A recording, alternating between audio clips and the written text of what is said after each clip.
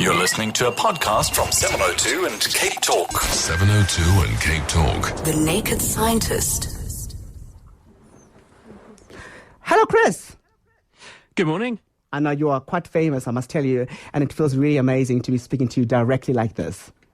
Oh, I couldn't put it better myself. About you, that is. Fantastic. So, Chris, morning. happy Friday to you. Tell me about happy this. Tell me about this brain-machine interface. It sounds quite complex, but I guess that's what you do. Well, one of the really big challenges in medicine is to try to help people who have become paralysed.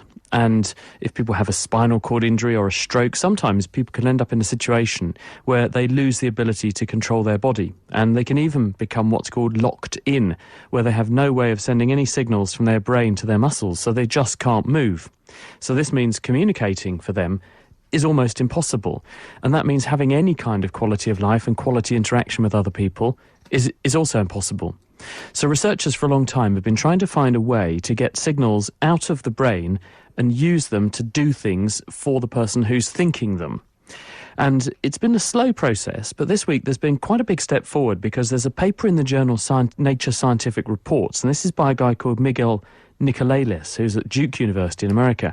And he and his colleagues have come up with a system which is a brain-machine interface consisting of hundreds of tiny hair-thin electrodes implanted into various areas of the brains of two experimental monkeys. And by beaming the signals that these electrodes pick up wirelessly back to a computer, they've written some clever computer programs that can decode the neurological chatter that these electrons are picking up from the brains of these monkeys and work out what they want to do, and then use that neurological information to enable these monkeys that are just sitting in wheelchairs to drive themselves around a room to retrieve a grape or a bunch of grapes as a reward, just by thinking about it, which is a big step forward because it means that as we get better at making these electrodes, you could consider putting them into humans who have the same sorts of problems, paralysis, inability to move, and by thinking the right things, they could actually achieve very high level, high quality and high resolution movements with prosthetic devices, including wheelchairs, but possibly also exoskeleton devices to help them to walk and that kind of thing. That's quite impressive, I must say. It sounds quite futuristic and exactly where I guess we're going. But I mean, it'll make a huge change, I guess. But I mean, in your mind though, Chris, how long would this happen? I mean, is it something that will happen in the next few years, you think? Well, scientists are already at the stage where we have electrodes we can implant into brains. In humans, I mean. We also have ways of interpreting brain activity using these sorts of computer programs in order to make simple things move. The step forward here was that this is the first time anyone's made a recording from both sides of the brain and used it to get a whole body movement type picture off the computer. So it's a slow incremental process. And 10 years ago, people were just beginning to get arm movements to work like this. Now we're at the stage where people can actually drive wheelchairs. You know, admittedly it's a monkey at this stage, but monkeys' brains are very similar to human brains. And so what works in these monkeys is almost certainly going to work in a person were you to do this to a person. The key thing is to make sure it's safe and going to work in the long term, because you don't want to subject someone to the brain surgery they would need for this if you then had to keep doing it every 3 months because the electrodes stopped working, for instance. So that's really what they're going to be doing now, is optimizing the system and making sure it's safe. Oh, absolutely stunning. So, guys, the Naked Scientist is here. So do call us on do call us with your questions on 011-883-0702 and 021-446-0567. But we'll start with a question from Roy. Roy from Bryanston. Hi there, Chris. I've got a question relating to a device that a salesman was trying to sell me. And basically he said it's a gravomagnetic device that hangs in a room and is able to remove damp from walls by ionizing the water in the walls. And I just wondered if you'd come across anything like this and whether his claims are feasible. I'd be tempted to ionize his sales technique if I was you, Roy. I'd tell him to take a hike. Absolute rubbish. The thing that will make your walls dry out is not having as much water in them, because the walls are properly damp-proofed, and also the room is warm, and this drives the moisture out, and then you repair any leaks to stop the moisture coming either down from above or, as I say, damp-proof course to stop it coming in from below. Ionization just means turning something into something with a charge on it by by stripping off electrons or giving something some electrons. That's not going to make any difference to whether your roof is leaking. Right, and now taking a call from Louise. Hi, Louise. Hello, good morning. I seem to be my husband's mosquito repellent. So the mosquitoes prefer to bite me and not him. So I want to know if that's a real phenomena or is it just my imagination? No, you're absolutely right. And you're a man's best friend. Put it that way, because my wife is identical to you. She is the world's biggest mosquito magnet. And whenever we go out, if we go somewhere where there's lots of mosquitoes around, I never have to take any precautions. And the mosquitoes make a beeline, if that's the right sort of metaphor to use, straight for my wife, and they bite her, and she gets covered, and I don't get touched. The reason this happens, scientists have spent a lot of time looking into this, including a guy called John Pickett, who's a researcher at Rothamsted Research in the UK. And the way they do these experiments is you put people into a chamber and you seal the chamber and you collect all of the air from around them as they sit there in this chamber. And you can then put the air that's coming off the people into an analyzer which tells you what molecules they're sweating out. And by doing these experiments and comparing people who get bitten a lot, or say, whenever I go out, I'm a mosquito magnet, or whenever I go out, mosquitoes never touch me, if you compare the patterns and spectrums or spectra of different chemicals that come out from those people, you find differences. And there are specific groups of people who make specific combinations of chemicals in their sweat that just naturally ooze out of their skin, which either smell gorgeous or smell disgusting to a mosquito. And researchers are hoping that they'll be able to find the ideal combination of smells, which if mixed up, would be either irresistible to a mosquito or highly repugnant to a mosquito, so that we could come up with a naturally inspired, biocompatible insect repellent or insect attractant to use in traps. And they've actually got some quite good leads on this now. There's one compound that was made by actually sniffing or electronically sniffing lots and lots of sweaty men and working out what the chemicals were and tying it to whether or not mosquitoes like them. And they've actually got this stuff now that really smells really rather nasty to a human, but mosquitoes love it. And mosquitoes like it because they want to track down their prey, us, and bite us to get a blood meal. Well, if you make something smell better than the nearest human does, the mosquitoes will all go there instead. And so that's what they're doing. So we'll be taking more of your calls and more of your questions for The Naked Scientist. But first... 702 and Cape Talk. The Naked Scientist. Right, you're on 702 and Cape Talk with me, Sylvester Chauke. Today's Friday stand-in for Reedy.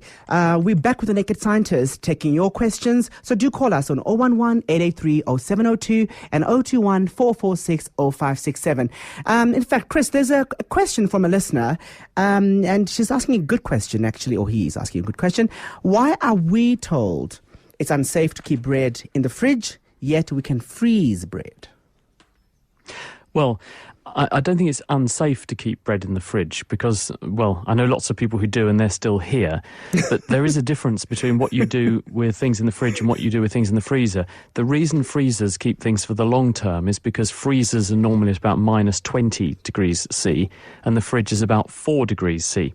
And the lower you make the temperature, the lower the rate of chemical reactions. Chemical reactions are all about molecules bumping into each other and having enough energy to react with each other. And if you lower the temperature, the speed at which particles move around drops. So the impact with which they hit each other drops, and the rate of those impacts, how often they happen, drops, and therefore chemical reactions become much less likely.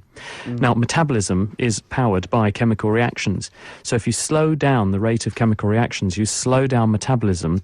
What makes food go off? Well, bugs. Usually, in the case of bread, it goes mouldy because of fungi. And there are some bacteria, including one called Serratia, which can grow in cold conditions as well. So if you make food really, really, really cold, minus 20 degrees, metabolism is so slow that these bugs can't make much energy, if any at all, so they don't grow, so your food doesn't go off or degrade. In the fridge, at 4 degrees C, there are nonetheless, despite the cooler temperatures, some bugs that can still grow and flourish at those temperatures. So that's why fridges are less good at keeping food in a good state for the long term. But they don't have the disadvantage that when you freeze something, it obviously damages the things it's made of. If you freeze your strawberries and then defrost them, you know why you don't freeze strawberries terribly often, because it just busts them to pieces, because the ice crystals form inside the tissue of the fruit and break it to pieces. So that's why we make a compromise, and we have a fridge, which means rather than freeze something, making it inconvenient because it's so cold you have to then defrost it and it damages the integrity of the food, it nonetheless slows down the metabolism of the bugs enough that food lasts longer in the fridge than it would on the surface. I think you can keep bread in your fridge, but it might get a bit damp, and it certainly won't remain safe forever, but it'll be all right, better than sitting on the worktop in a warm room. So freezer is definitely the way to go here. We're back to your calls, and let's take a question now from Hamilton in Roodepoort. Hi, Hamilton. I have a question for the method scientist. Go for it. I want to ask about the organ transplant. In fact, the question here is, let's say I received an organ, like, for example, a kidney. Can I, at a later stage, transfer the kidney to another person? If the answer is yes, how long can a kidney live? Or any organ donor for that matter? Hi, Hamilton. That's a brilliant question. Yes, very interesting. And the question is, so if I take an organ from one person and put it into another, could I then turn the organ donation recipient into an organ donor themselves and take the organ back out of them and put it into somebody else? The answer is you could do that, but you probably wouldn't want to.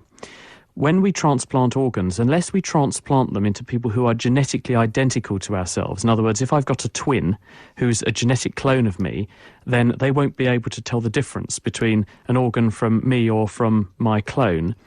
And that's because the immune system is looking at chemical markers which are encoded by your DNA on the surfaces of organs, and they're identical if you are genetically identical. But when you take an organ from someone who is a close match for you but not completely identical, you have to give immune-suppressing drugs, because the immune system will otherwise nonetheless still try and attack the foreign tissue, because the pattern of chemical markers on the surface, whilst very similar to yourself, isn't directly identical, and therefore there can be a problem. Now, those immune-suppressing drugs often mean that there is damage, progressive damage, at the same time very slow, albeit slow, there is progressive damage to the organ. So most transplanted organs have a lifetime which is lower than the lifetime they would have naturally. And in the case of a heart transplant, I help at the hospital near where I work, Papworth Hospital, one of the world's leading transplant centres. We do all the microbiology testing for them. And I go to the ward rounds there, and there are patients on the list there who have had heart transplants 20 years ago. They're still doing okay. There are other patients at my other hospital where patients have kidney transplants and the kidneys last about 10 years. And so on average it'll buy you at least a decade of good health, maybe longer, but probably less likelihood of having a long-term sort of equivalent human lifespan benefit from having that organ, because of the other attendant problems that go with the immunosuppression and the effect of those immune-suppressing drugs. So you could transplant these organs on, but as they get worn out, their function's going to be less good, and they're therefore going to be compromised more quickly when you transplant them again. And also, plumbing them in is very difficult surgically once you've taken them out of one person and putting them into another. There's scar tissue and it's difficult to plumb them in. So most surgeons probably wouldn't want to do that. Fascinating. Here's an SMS from John. And John says, "Hello, Doc. When I drink a lot of cold water and measure my blood pressure, I see a huge drop compared to before drinking is this a scientific thing or is it just rubbish?" Well, there's certainly a strong response of your nervous system when you have exposure to cold. It might well be that sitting down quietly and drinking a nice cool drink is very calming, and this will help to reduce your heart rate and your blood pressure. But there's also other responses, including something called the mammalian diving reflex, which is when you immerse yourself in very cold water, some kind of primitive reflex kicks in, which has a metabolically suppressing effect. It drops blood pressure and heart rate, and it's called the mammalian diving reflex because we think that deep-sea diving mammals like cetaceans, whales, which can spend hours underwater, they probably use the same reflex to enable them to suppress the drive to breathe and to burn up energy when they're deep down hunting squid at maybe 2 kilometres underwater. And so it's possible that what is being enacted with this cold water is this primitive diving reflex. You stimulate certain parts of the nervous system with this very cold water immersion sensation, and this has this suppressive effect on certain parts of how your physiology works. John is calling us from Nigel. John, what's your question? Well, I'm an avid golfer, and I would like to know how these cameramen who cover the golf pick up that golf ball when it's flying through the air at tremendous height and tremendous speed. Because sometimes I go to these golf tournaments and you can't see the ball, it goes that quick. Well, I think partly because they've been doing it for a long time and they're bloody good at it, as a friend of mine put it. And the other is that they start with a very wide shot and then zoom in. You can think of this as a bit like down a microscope. When I look down a microscope, I might be looking at a cell which is 1/1000 of a millimetre to a couple of thousandths of a millimetre across. Now, if I just went in there looking for one set of cells with the microscope so I could see an individual cell like that or a bacterium or something, and I put it on the highest power, I'd never find it. So what a microscopist always does is they start with a very low power lens, which is like times 50 or times 20 or something. You put the slide under the microscope, you look around until you find the right area where you think the cells you're interested in are, and then you go up a magnification, find them again, go up a magnification, find them again. So what these very good camera people are doing is they start wide, they know what the trajectory of the ball is likely to be, they find it, and then they close the shot right down, and then the very clever person in the mixing desk flicks the signal to that particular camera, which is on the ball, so that you don't have to then see loads of hunting around while they get their shot set up correctly, because in the meantime they've got another camera and someone providing an exciting voiceover to keep you amused and distract you from what's actually going on behind the scenes. It's an amazing art. Chris, before you go, I have a question for you. It's a personal question. One of my lifelong dreams is to orbit planet Earth, but on the journey, of course, I need to start somewhere. I would love to see the Earth's curvature. What would be the easiest way to see this? Well, if you've got the odd few million to spare, then you can become one of the first space tourists, because there are a number of companies now. One of them is owned by Richard Branson, and it's part of the Virgin program. There's a rival company as well. I think one of the guys who set up one of these big internet companies is one of the rivals.